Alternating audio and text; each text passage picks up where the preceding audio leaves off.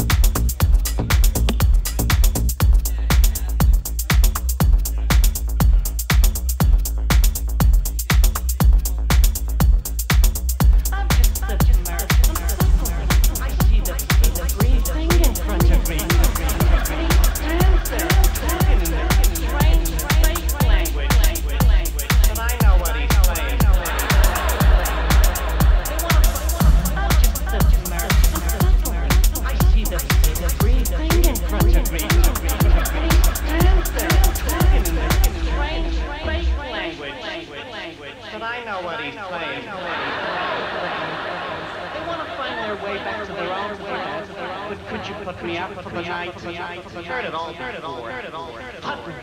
The whole house starts to shake. And all night for love. My chest burst open. And this girl comes running out, yelling. I've seen the